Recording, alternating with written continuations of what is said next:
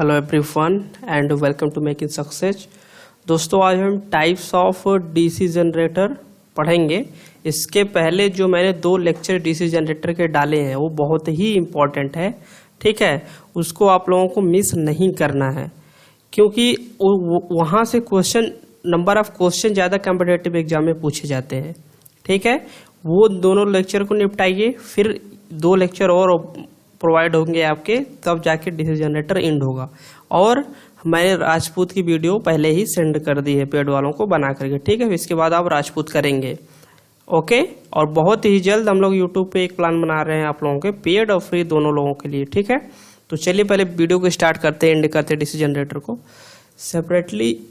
पहले types of DC generator, ठीक है। टाइप्स ऑफ डीसी जनरेटर में सबसे पहला होता है सेपरेटली एक्साइटेड डीसी जनरेटर। अब सेपरेटली एक्साइटेड डीसी जनरेटर क्या होता है?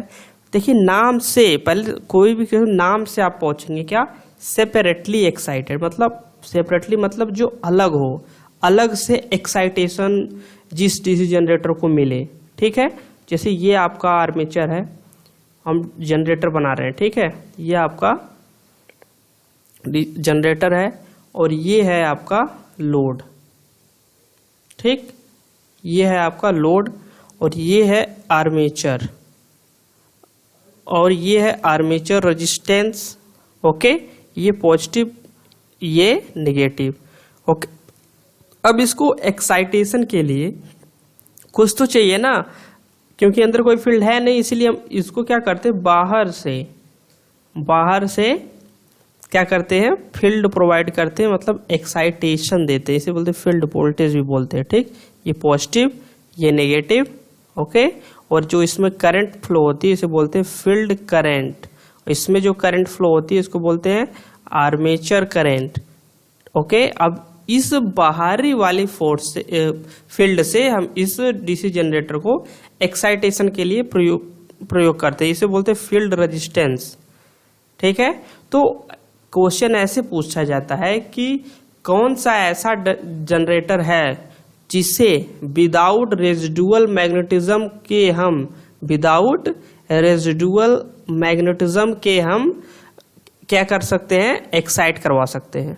तो कौन सा होता है, वो होता हमारा सेपरेटली, क्योंकि ये इसमें कोई भी रेजिडुअल मैग्नेटिज्म का मतलब होता है अवशिष्ट चुंबकत्व, बचा हुआ चुंबकत्व। अगर बचा हुआ चुंबकत्व नहीं है, ठीक है, तो हम लोग क्या करेंगे, सेपरेटली एक्साइटेड जनरेटर, उस जनरेटर का नाम देंगे, ठीक है। कभी कभी सेल्फ एक्साइटेड जनरेटर में भी बचा हुआ चुंबकत्व नहीं रहता है, तो हमको डीसी के बैटरी की सहायता से, वो आगे का टॉपिक है, भी बताते हैं, ठीक है। तो इसमें क्या होगा, सेपरेटली मतलब बाहरी सोर्स से हम क्या करेंगे, फील्ड को एक्साइटेशन प्रोवाइड करेंगे, ओके। ये क्या है, आपका लोड है, ये है आपका V, ठीक। अब यहां से अगर आप इक्वेशन बनाए E, अब यहां से क्या होता है, वोल्टेज क्या हो रहा है, ड्रॉप हो रहा है आर्मेचर में, तो IaRa, E minus IaRa equal to क्या हो जाएगा, V, ठीक है। ये सेपरेटली एक्साइटेड जनरेटर का फॉर्मूला आ गया, ठीक है। तो यहां से अगर आप Ra की वैल्यू निकालिए, देखिए हर जगह KVL ही लगाएंगे, ठीक है। KVL का इस्तेमाल हर जगह आपको देखने को मिलेगा इस जनरेटर में, डीसी जनरेटर में। तो आर्मेचर रेजिस्टेंस आ गया आपका, ठीक है। इसमें आपका पावर पूछ लेता है कि आउटपुट पावर क्या होगी आर्मेचर में, जो आर्मेचर में डेवलप्ड पावर क्या हो जाएगा, आर्मेचर का EMF E, और उसमें जो करंट फ्लो हो रही है, कौन सी करंट फ्लो होती है आर्मेचर में, आर्मेचर करंट फ्लो होती है, तो ये आर्मेचर में डेवलप्ड पावर हो जाता है, ठीक है, ओके। आउटपुट इनपुट लिखेंगे तो V/E लिखते हैं, वोल्टेज का एफिशिएंसी, ठीक है। अभी सेपरेटली एक्साइटेड जनरेटर आपका हो गया। इससे ज़्यादा इससे कोई भी क्वेश्चन नहीं पूछा जाएगा, जो मैंने फॉर्मूला बताया वो, और कैसे कैसे रेजिडुअल मैग्नेटिज्म है या नहीं है उससे। अब दूसरा टाइप हमारा होता है डीसी जनरेटर का सेल्फ एक्साइटेड। अब देखिए नाम से यहाँ पे मिल रहा है क्या, सेल्फ एक्साइटेड डीसी जनरेटर, मतलब जो स्वयं से एक्साइट हो, ठीक है। जो स्वयं से मतलब अपने आप से ही, अपने आप के फील्ड से एक्साइट हो जाओ, उसे बोलते हैं हम सेल्फ एक्साइटेड डीसी जनरेटर। ये 3 टाइप होता है, series DC generator, shunt DC generator and compound DC generator, ठीक है। तो पहले पे हम चलते हैं कौन सा, सीरीज डीसी जनरेटर। अब सीरीज डीसी जनरेटर का फिगर सबसे पहले हम आपको ड्रॉ करके दिखाते हैं और कैसे इसमें रूल्स वगैरह लागू होते हैं। ये देखिए, ये आपका है आर्मेचर, ठीक है, ये है आर्मेचर, इसमें ई क्या है इसका, आर्मेचर ईएमएफ, और इसमें सीरीज का मतलब हो गया सीरीज में फील्ड रहेगी, ओके। और ये आपका क्या है, लोड, ठीक। ये पॉजिटिव टर्मिनल, ये नेगेटिव टर्मिनल, आर ए इसका रेजिस्टेंस है, और आर्मेचर करंट, और इस फील्ड को बोलते हैं are S E, series field. इसमें जो करंट फ्लो से बोलते हैं आई एस ई।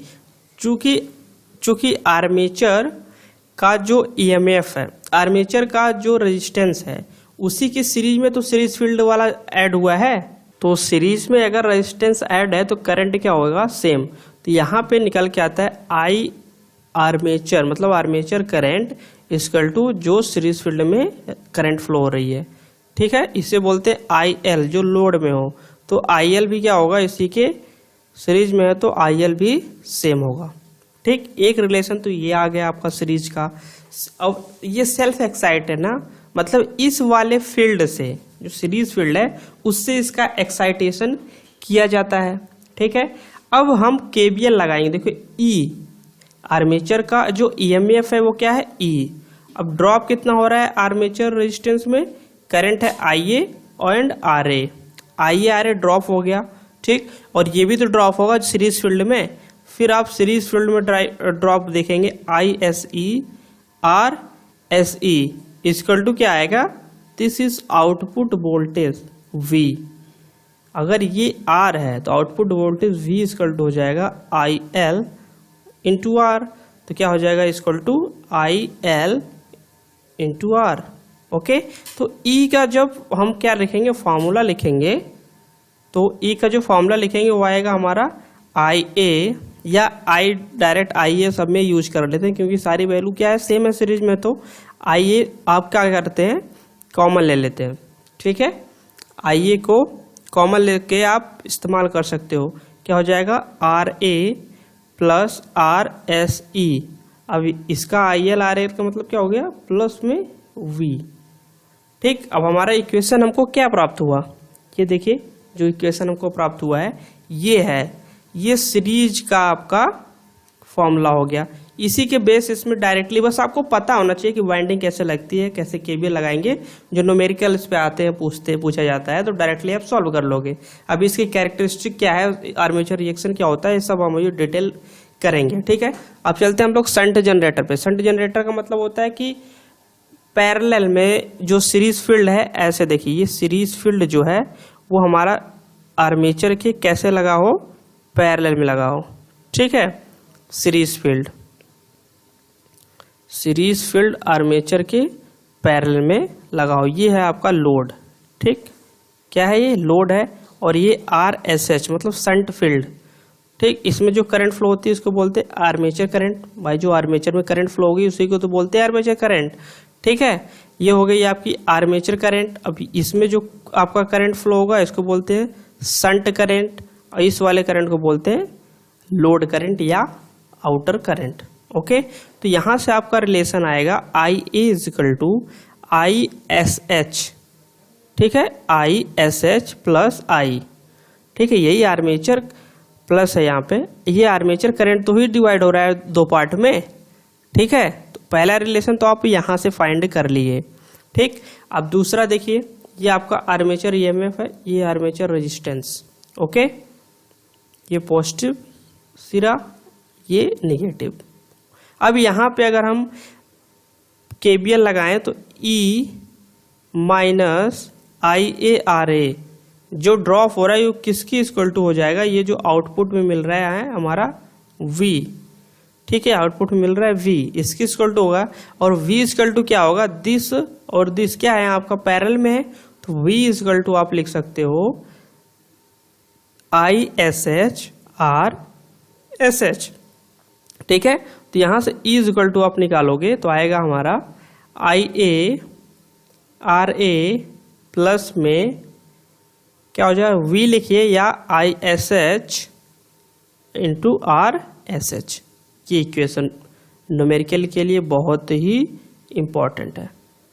ठीक, क्या है ये इम्पोर्टेंट है। अब आपका शंट जनरेटर हो गया। शंट जनरेटर का मतलब हो गया कि पैरेलल में जो ये वाइंडिंग है ये एक्साइटेशन के लिए पैरेलल में कनेक्ट हो। ठीक, अब कंपाउंड में यही दोनों आ जाते हैं, मतलब सीरीज वाइंडिंग भी रहेगी, मतलब आप एक्साइटेशन के दो तरीके हो गए, क्या, एक सीरीज हो गई, एक शंट हो गई, दोनों जब ऐड कर दोगे उससे बोलते हैं हम लोग कंपाउंड जनरेटर। ठीक, अब कंपाउंड जनरेटर में इस वाइंडिंग को, दोनों वाइंडिंग को देखिए, नीचे अभी हम इसको डिटेल कर रहे हैं।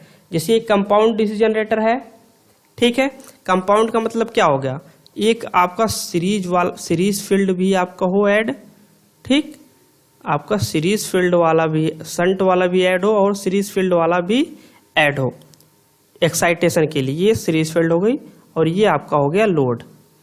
ठीक है, अब इसमें क्या हो गया, ये आपका है RSH और ये है RSE।